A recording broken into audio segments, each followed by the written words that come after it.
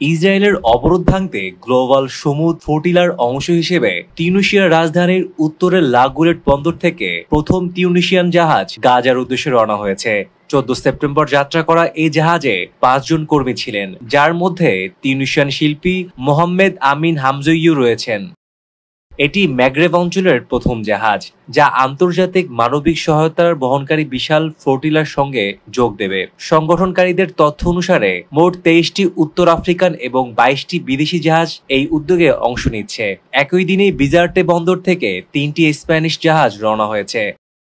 বর্তমানে প্রায় 50টি জাহাজ তিউনিসিয়ান বন্দরে একত্রিত হয়েছে, যেখানে ইউরোপ, দক্ষিণ আমেরিকা, যুক্তরাষ্ট্র, পাকিস্তান, ভারত ও মালয়েশিয়া সহ 47টি দেশের পার্লামেন্ট সদস্য, শিল্পী ও রাজনৈতিক ব্যক্তিরা অংশ নিচ্ছেন। গত মাসে এই উদ্যোগের প্রস্তুত শুরু হয়েছিল এবং স্পেনের বার্সেলোনা ও ইতালির জেনোয়া থেকে যাত্রা করা জাহাজগুলো তিউনিসিয়ার জলসীমায় এসে যুক্ত হয়েছে।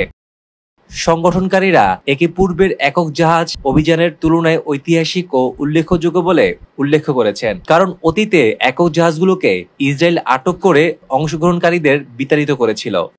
ফ্লোটিলার মূল লক্ষ্য গাজার অবরোধ ভাঙা এবং ক্ষুধা দুর্ভোগে থাকা মানুষের কাছে মানবিক সহায়তা পৌঁছে দেওয়া। ইসরায়েলি সেনারা অক্টোবর 2023 সাল থেকে এই পর্যন্ত 65,000 ফিলিস্তিনিকে হত্যা করেছে, যাদের অধিকাংশই নারী ও শিশু। অব্যাহত বোমাবর্ষণের কারণে গাজা এখন প্রায় অনাবাসযোগ্য হয়ে পড়েছে।